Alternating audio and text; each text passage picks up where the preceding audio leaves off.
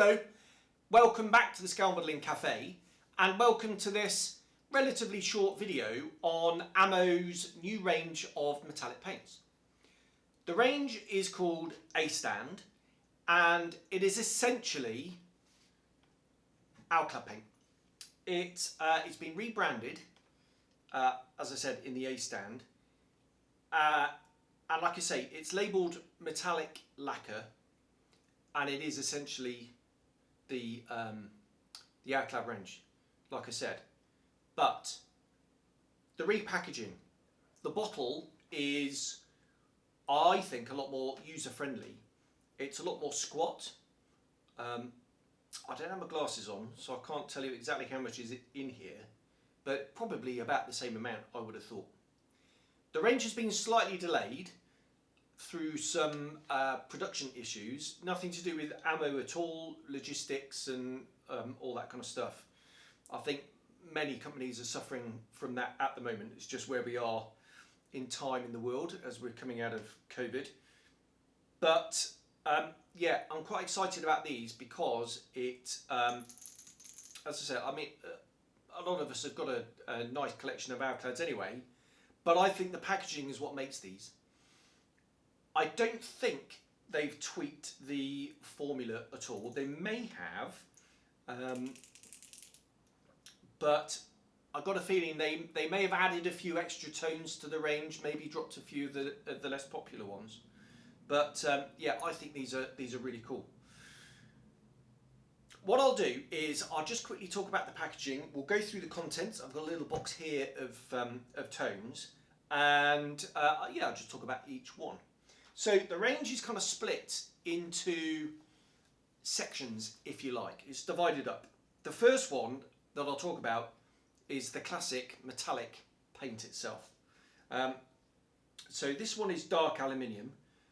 What you've got on the label, and I'll try and put some pictures up if I can, is it's really quite clear what it is.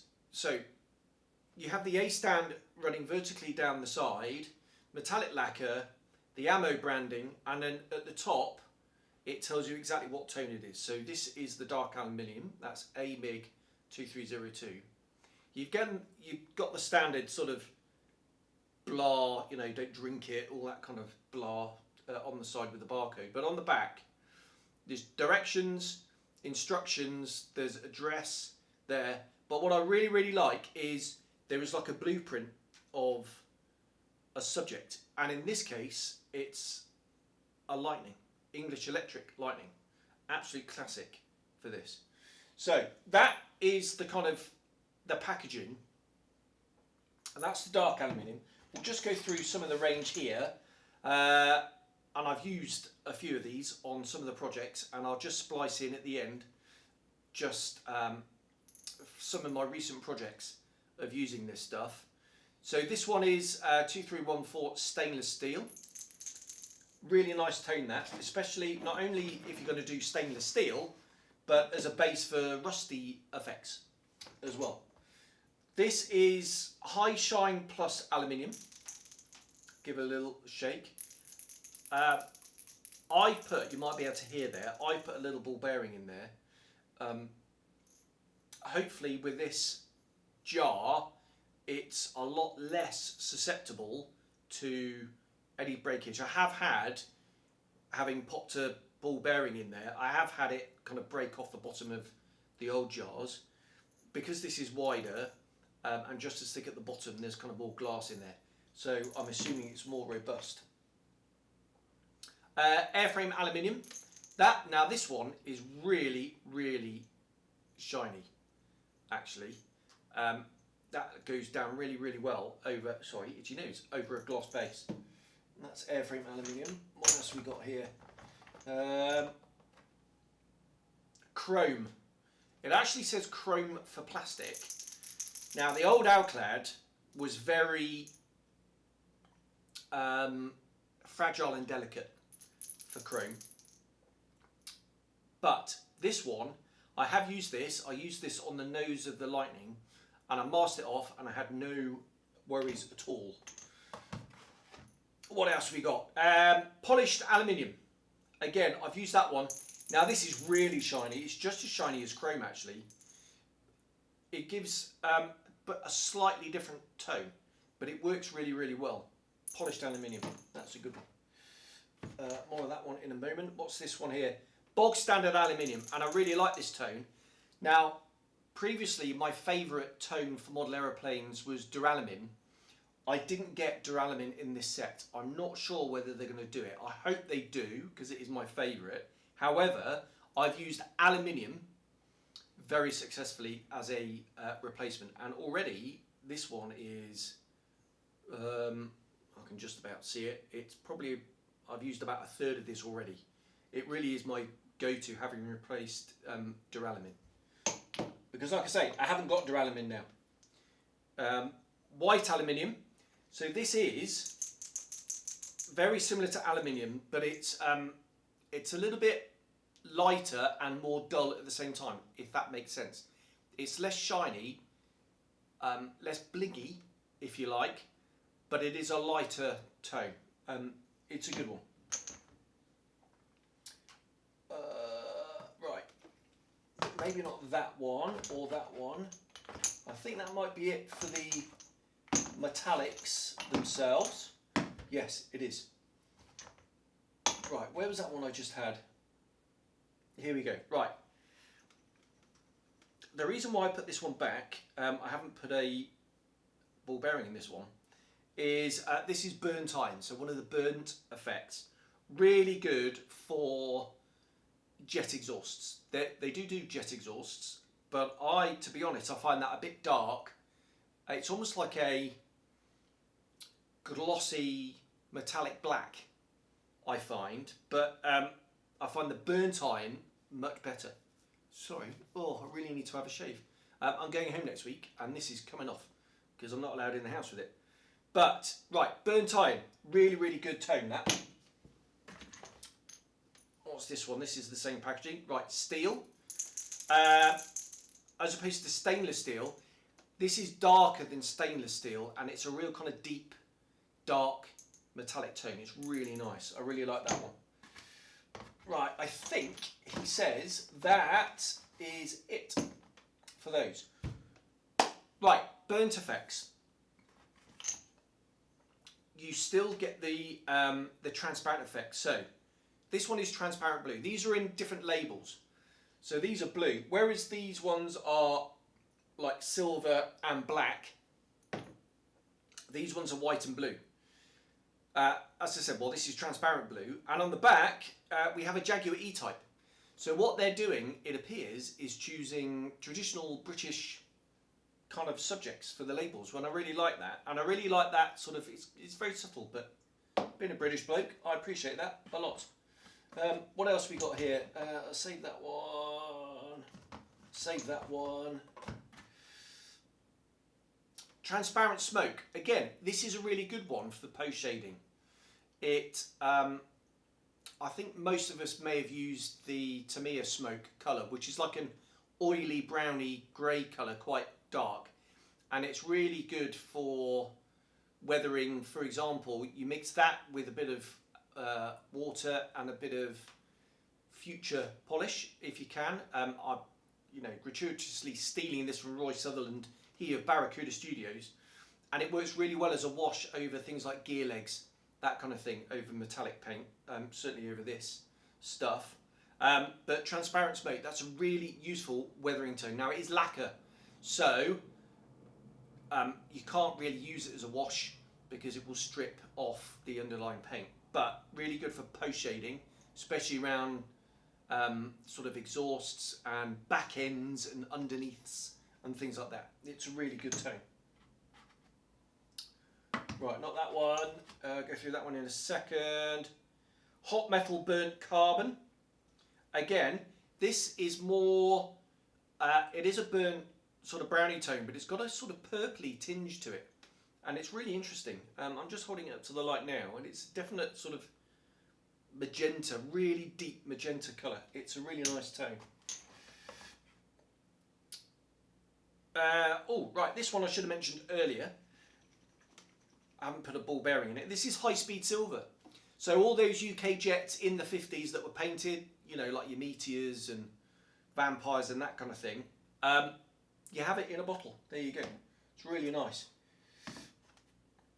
Right, is that it for the effects? Right, I've got another transparent blue here, but no label. That's that one. And I've got this green one here, no label. So this is your armoured glass one. Really good. Things like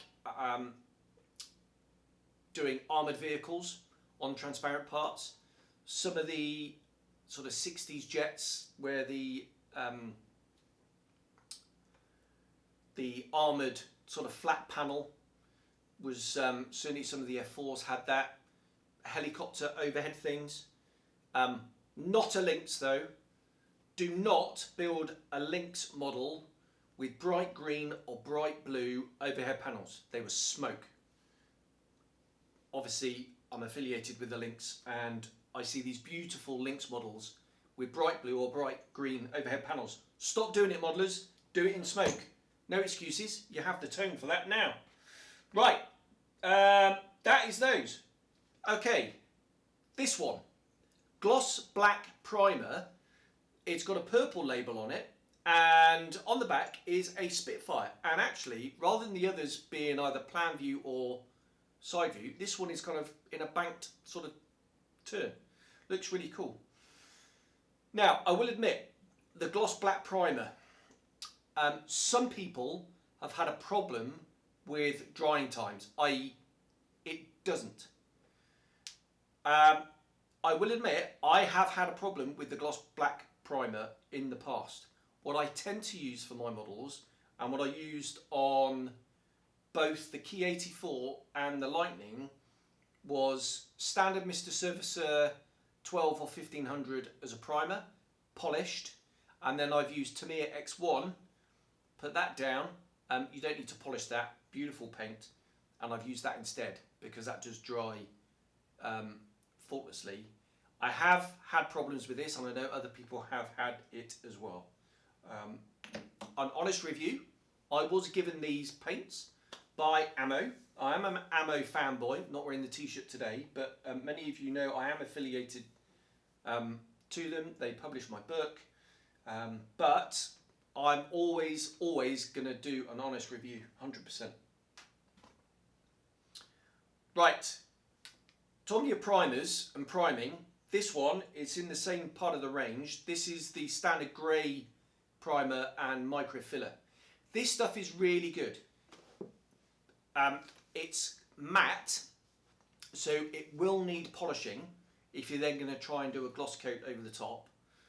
But the advantage of this is it does what it says on the jar, and it will fill all those little micro scratches and things like that, especially if you build up a couple of coats. But like I say, it is quite matte, so it does need polishing, but it is really good.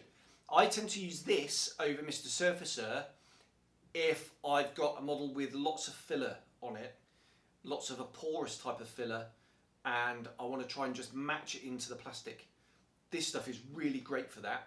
The Mr. Surfacer tends to be, I suppose you could use 500 if you like and thin that down. This tends to be a little bit sort of bigger particles, and it works much better for that kind of job. So that's what I use that for.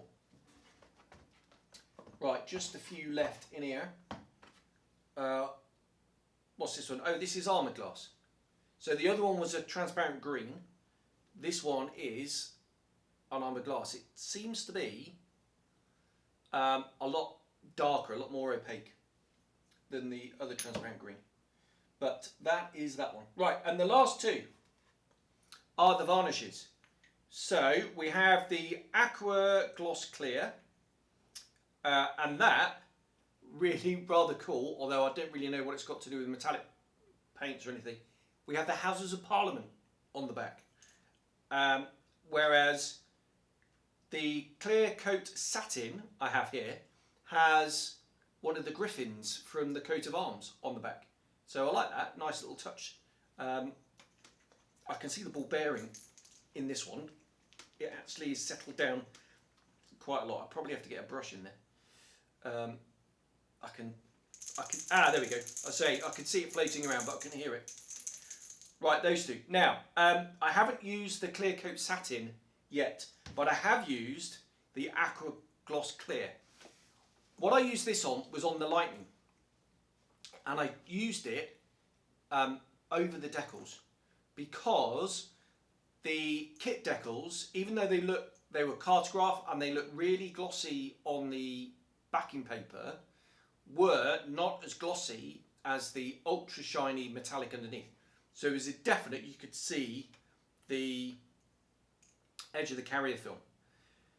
I did a very light couple of mist coats over the top with the Aqua Gloss, and it blended it right in. You could still just about see the edge, but it was a vast improvement. And what it didn't do is it didn't turn the metallic sheen into like a gloss silver sheen, which I absolutely hate when I see that on models. This didn't do it. If you just use it quite sparingly, a couple of very fine mist coats over the top, it'll protect your metallic luster and really help with the decal film. So I think this is really good stuff, and I'm going to use this whenever I use decals over a metallic surface. It's really good. Right, there we go. That was a quick canter through some of the paints that I've been sent. Like I say, I've used them on a couple of projects so far, the Key 84 and the Lightning. I've used Alclad metallics. They are my go-to Alclad for all metallic finishes, 100%. I've yet to be convinced that anything beats them. Maybe one or two other manufacturers out there equal them, but certainly nothing's beaten them.